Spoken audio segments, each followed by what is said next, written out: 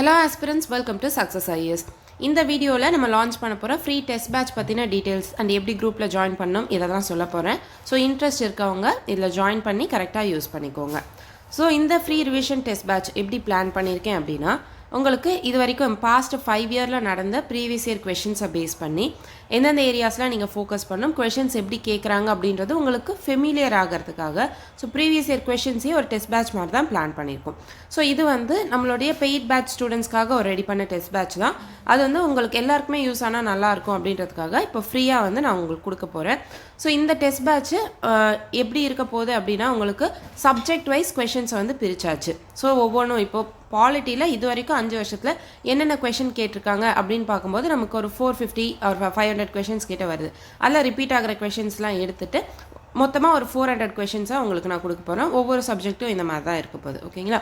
இப்போ polity test 100 questions அப்படின்னா நீங்கள் ஃபுல் பாலிட்டியும் நீங்கள் படிச்சுட்டு எழுதுகிற மாதிரி தான் இருக்கும். நீங்கள் படிக்கலனாலும் பரவாயில்ல. இப்போ நீங்கள் குரூப் 1 எக்ஸாம், குரூப் 2 எக்ஸாமுக்கு இன்னும் நமக்கு டேட் அனௌன்ஸ் பண்ணல. நீங்கள் இப்போ தான் படிக்க போகிறீங்க அப்படின்னா இந்த டெஸ்ட் கொஷின்ஸை நீங்கள் ஒன் டைம் ஃபுல்லாக ஒர்க் அவுட் பண்ணுங்கள். ஒர்க் அவுட் பண்ணி உங்களுக்கு எந்தெந்த ஏரியாலாம் தெரிஞ்சிருக்கு, எந்தெந்த கொஷின்ஸ் இப்படியும் கொஷின்ஸ் கேட்குறாங்க பட் நமக்கு இது தெரியல, ஸோ இதெல்லாம் நம்ம படிக்கணும் அப்படின்ற கிளாரிட்டி உங்களுக்கு வரும். ஸோ காம்படிட்டிவ் எக்ஸாம்ஸ் பொறுத்த வரைக்கும் ப்ரீவியஸ் இயர் கொஷின்ஸை அனலைஸ் பண்ணால் தான் நம்மளால் ஈஸியாக சக்சீட் ஆக முடியும். ஸோ எந்தெந்த மாதிரி கொஷின்ஸ் கேட்குறாங்க அப்படின்றது ரிப்பீட்டடாக அப்படி தான் கேட்டுட்டு இருக்காங்க. நம்ம சில டைம் என்ன பண்ணுறோம் அப்படின்னா, இந்த ரிப்பீட்டடாக கேட்குற ஏரியாவே நம்ம பார்க்காம போய்டுறோம். ஸோ அந்த மிஸ்டேக் உங்களுக்கு வரக்கூடாது. அண்ட் அனலைஸ் பண்ண வரைக்கும் என்ன தெரியுது அப்படின்னா, குறைஞ்சது ஒரு 20 கொஷின் பார்த்தீங்க அப்படின்னா உங்களுக்கு ரிப்பீட் ஆகிட்டே தான் இருக்குது. ஸோ இப்போ ஒரு 100 கொஷின்ஸ் வருதுன்னா அதில் ஒரு 15லேருந்து 20 கொஷின் ப்ரீவியஸ் இயர் கொஷின்ஸாக தான் இருக்குது. ஸோ நம்ம இதை ஒழுங்காக படிச்சுட்டு போனோம் அப்படின்னாலே நமக்கு அங்கே ஸ்கோர் இம்ப்ரூவ் பண்ணிட முடியும். ஸோ இது பெய்ட் பேட்ச் ஸ்டூடெண்ட்ஸ்க்காக நான் பே பண்ணி தான் இது ரெடி பண்ணியிருக்கேன். பட் உங்களுக்கு ஃப்ரீயாக கொடுக்குறேன். ஸோ அதுக்கான ரெஸ்பான்ஸ் எனக்கு வேணும். ஓகேங்களா? நீங்கள் இதை கரெக்டாக யூஸ் பண்ணீங்க அப்படின்னா தான் உங்களுக்கு இது கண்டினியூ ஆகும். இல்லை இதுக்கு ரெஸ்பான்ஸ் கம்மியாக இருக்குது அப்படின்னா நான் ஸ்டாப் பண்ணிட்டு பெய்ட் பேட்ச் ஸ்டூடெண்ட்ஸ்க்கு மட்டும் இதை கொடுத்துட்டு போயிடும். ஓகேங்களா? ஸோ இந்த டெஸ்ட் பேட்ச் பொறுத்த வரைக்கும் உங்களுக்கு 2019லேருந்து 2023 வரைக்கும் நடந்த ப்ரீவியஸ் இயர் கொஷின்ஸை சப்ஜெக்ட் வைஸ் பிரித்து உங்களுக்கு டெஸ்ட்டாக கொடுக்க போகிறேன். So previous year question analyse பண்ணும்போது நம்ம தெரிஞ்சுக்கிட்டது என்ன அப்படின்னா, குறைஞ்சது ஒரு 10லேருந்து 20 கொஷின் நமக்கு ரிப்பீட் ஆகிட்டே தான் இருக்குது. ஸோ அதை நம்ம நல்லா ரிவைஸ் பண்ணாலே நம்ம அந்த எட்ஜை க்ராஸ் பண்ணுறதுக்கு ஈஸியாக இருக்கும். ஸோ ரிப்பீட் ஆகிற ஏரியா நம்ம சம்டைம் பார்க்காத ஏரியாஸாக இருக்குது. ஸோ அதுக்கெலாம் இன்னும் கொஞ்சம் நீங்கள் ஃபோக்கஸ் பண்ணிங்க அப்படின்னா இன்னுமே ஈஸியாக இருக்கும். ஸோ இந்த டெஸ்ட் பேட்சை நீங்கள் எப்படி ப்ரொசீட் பண்ணணும் அப்படின்னு சொல்கிறேன். ஸோ இது பெய்ட் டெஸ்ட் பேட்ச் ஸ்டூடெண்ட்ஸ்க்காக டிசைன் பண்ணது தான். பட் எல்லாருக்கும் யூஸ் ஆகணும் அப்படின்றதுக்காக இதை நான் ஃப்ரீயாக தான் கொடுக்க போகிறேன். பட் அதுக்கு நான் சில கண்டிஷன்ஸ் வைப்பேன். அதை நீங்கள் யூஸ் பண்ணிக்கிட்டீங்க அப்படின்னா தான் இது உங்களுக்கு கண்டினியூ ஆகும். ஓகேங்களா? ஸோ நான் எஃபர்ட் போட்டு நான் ரெடி பண்ணுறேன் அப்படின்னும் போது அதுக்கான ரெஸ்பான்ஸும் நான் கொஞ்சம் எக்ஸ்பெக்ட் பண்ணுவேன். ஸோ ஃப்ரீ டெஸ்ட் பேட்ச் தானே, நம்ம எப்போ வேணாலும் அட்டென்ட் பண்ணிக்கலாம் அப்படின்ற மைண்ட் செட்டில் இருக்காதீங்க. ஓகேங்களா? நீங்கள் கரெக்டாக ஃபாலோ பண்ணுவீங்க அப்படின்னா மட்டும் நீங்கள் குரூப்பில் ஜாயின் பண்ணிக்கோங்க. ஓகேங்களா? ஸோ இந்த டெஸ்ட் பேட்ச் நீங்கள் எப்படி ப்ரொசீட் பண்ணணும், எப்போ உங்களுக்கு இம்ப்ரூவ்மெண்ட் இருக்கும் அப்படின்ற மாதிரி சொல்கிறேன். ஸோ இப்போ ஃபஸ்ட்டு பார்த்தீங்கன்னா பாலிட்டி டெஸ்ட் 1 அப்படின்னும் போது ஃபுல் பாலிட்டி சிலபஸ் தான் நீங்கள் ரிவைஸ் பண்ணிட்டு வரணும். ரிவைஸ் பண்ணலனாலும் பரவாயில்ல, நீங்கள் படிக்கலனாலும் ஃபஸ்ட்டு அந்த டெஸ்ட்டை ஃபுல்லாக 100 கொஷின்ஸும் என்னென்ன இருக்குது, எப்படியெல்லாம் கொஷின் கேட்டிருக்காங்க அப்படின்றத நீங்கள் அட்டென்ட் பண்ணி பாருங்கள். உங்களுக்கு எதெல்லாம் கரெக்டாக தெரியுது, எது உங்களுக்கு தெரியல அப்படின்றத கண்டுபிடிங்க. அதை திரும்ப போய் படிங்க. அது அடுத்த டெஸ்ட்டில் நீங்கள் யூட்டிலைஸ் பண்ணுங்கள். திரும்ப அடுத்த டெஸ்ட்டில் என்னென்ன ட்ராபேக்ஸ் வருது அப்படின்றத நோட் பண்ணுங்கள். திரும்ப அந்த ஏரியாஸ் ஃபோக்கஸ் பண்ணுங்கள்.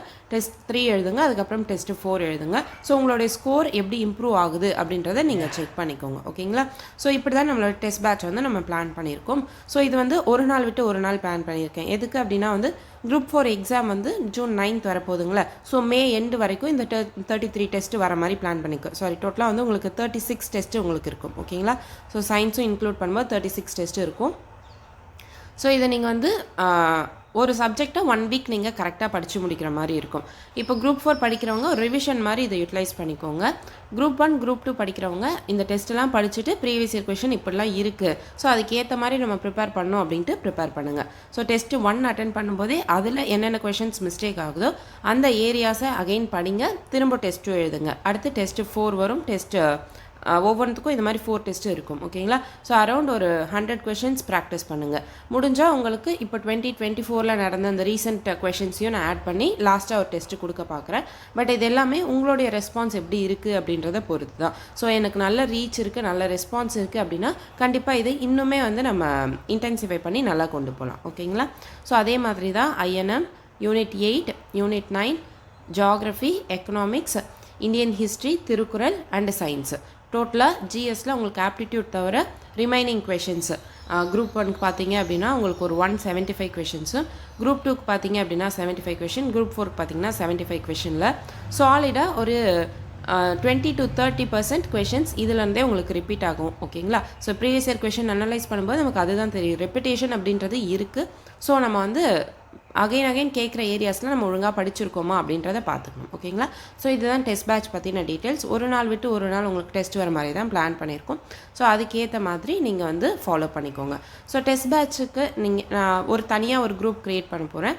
ஸோ அந்த குரூப்போடைய லிங்க் வந்து உங்களுக்கு இந்த நம்மளுடைய அஃபிஷியல் டெலகிராம் குரூப்பில் நான் கொடுத்துருக்கேன். ஸோ இந்த பிடிஎஃப்பும் இதோடைய லிங்க் இல்லை குரூப் லிங்க் நான் கொடுக்குறேன். இல்லைனா டெலகிராமில் சக்ஸஸ் ஐஏஎஸ்னு சர்ச் பண்ணுங்கள், நம்மளோட டெலகிராம் குரூப் வரும், அதில் ஜாயின் பண்ணிக்கோங்க.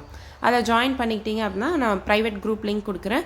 அந்த குரூப்பில் வந்து கொஷின் பேப்பர்ஸ் உங்களுக்கு பிடிஎஃப் ஃபார்மேட்டில் நான் போஸ்ட் பண்ணிவிடுவேன். ஒரு நாள் உங்களுக்கு டைம், நீங்கள் டெஸ்ட் எழுதிட்டு அந்த குரூப்பில் நீங்கள் எழுதின டெஸ்ட்டோடைய, அதாவது நீங்கள் ஒரு பேப்பரில் ஆப்ஷன்ஸ் 1 2 3 போட்டு ஏபிசிடின்னு உங்களோட ரெஸ்பான்ஸ் எழுதிடுங்க. அப்படி இல்லைனா ஓஎம்ஆர் ஷீட்டில் ஷேட் பண்ணி அனுப்புங்க. ஓஎம்ஆர் ஷீட் ப்ராக்டிஸ் பண்ணும்போது உங்களுக்கு எக்ஸாமில் இன்னுமே வந்து மிஸ்டேக்ஸ் வராமல் ப்ராக்டிஸ் ஆகிறதுக்கு ஈஸியாக இருக்கும். ஸோ முடிஞ்ச அளவுக்கு ஓஎம்ஆர் ஷீட்டில் ப்ராக்டிஸ் பண்ணுங்கள். இல்லைனா வந்து நார்மலாக ஒரு பேப்பரில் எழுதி உங்கள் ஆன்சர்ஸை ஒரு பிக் எடுத்து குரூப்பில் போஸ்ட் பண்ணிவிடுங்க. ஸோ யாரெல்லாம் போஸ்ட் பண்ணுறீங்களோ அவங்க தான் வந்து கண்டிப்பாக அந்த குரூப்பில் கண்டினியூ ஆக முடியும். ஸோ டெஸ்ட்டை அட்டென்ட் பண்ணாமல் ஜஸ்ட் ஒரு மெம்பராக மட்டும் இருக்கிறதுக்கு நான் குரூப்லேருந்து உங்களை ரிமூவ் பண்ணிடுவேன். ஓகேங்களா? ஸோ நான் அப்புறம் அட்டென்ட் பண்ணிக்கிறேன் அந்த கதையே இருக்கக்கூடாது. அன்னன்னைக்கு அனுப்புகிற டெஸ்ட்டு அன்னன்னைக்கு நீங்கள் முடிச்சாகணும். முடிச்சாதான் உங்களுக்கும் வந்து பேக்லாக் இல்லாமல் ஈஸியாக வந்து உங்களால் ஃபாலோ பண்ண முடியும். ஸோ கண்டிப்பாக இதை நான் பார்ப்பேன். ஸோ ஆன்சர் கீ வந்து யாரெல்லாம் டெஸ்ட்டை சப்மிட் பண்ணியிருக்கீங்களோ அவங்களுக்கு மட்டும்தான் ப்ரைவேட்டாக ஆன்சர் கீ வரும். இதுதான் வந்து பெய்ட் டெஸ்ட் பேட்ச் ஸ்டூடெண்ட்ஸ்க்கும் நான் பண்ணிகிட்ருக்கேன். ஸோ அதே தான் இங்கேயும் பண்ணுவேன். அது வந்து நல்லாவே அந்த மாதிரி ப்ராக்டிஸ் பண்ணதுனால அவங்களுக்கு வந்து நல்லாவே ப்ராக்டிஸ் ஆகி நல்லாவே ரிவிஷன் பண்ண முடிஞ்சுது. அதனால் இதையே வந்து நான் இங்கேயுமே எக்ஸ்பெக்ட் பண்ணுவேன். ஸோ இந்த மாதிரி கண்டிஷன்ஸ் உங்களுக்கு ஓகே அப்படின்னா நீங்கள் இந்த டெஸ்ட் பேட்சில் தாராளமாக ஜாயின் பண்ணிக்கலாம். ஸோ டீட்டெயில்ஸ் வந்து நம்மளுடைய அஃபிஷியல் டெலகிராம் குரூப்பில் இருக்குது, போஸ்ட் பண்ணுவேன். ஸோ ஜாயின் பண்ணிக்கோங்க. ஓகேங்களா? ஸோ டோட்டல் 36 டெஸ்ட் இருக்க போது 3600 கொஷின்ஸ் உங்களுக்கு இருக்கும். ஈச் டெஸ்ட்டு பார்த்தீங்க அப்படின்னா 100 கொஷின்ஸ் இருக்கும். திருக்குறளுக்கும் தனியாக ஒரு 200 கொஷின்ஸ் கொடுக்க போகிறோம். And science. ஸோ நீங்கள் உங்களோட ரெஸ்பான்ஸ் கண்டிப்பாக நல்லா இருக்குது அப்படின்னா இதில் இன்னுமே வந்து நான் கொஷின்ஸை ஆட் பண்ணி உங்களுக்கு இன்னும் ஒரு ரிவிஷன் டெஸ்ட்டாக கொடுப்பேன். ஓகேங்களா? ஸோ இந்த பிளான் பற்றி உங்களுடைய சஜஷன்ஸ் அண்ட் ஃபீட்பேக் சொல்லுங்கள். ஓகே அப்படின்னா வந்து குரூப் லிங்க்கில் ஜாயின் பண்ணிக்கோங்க. Wish you all success in life. Thank you.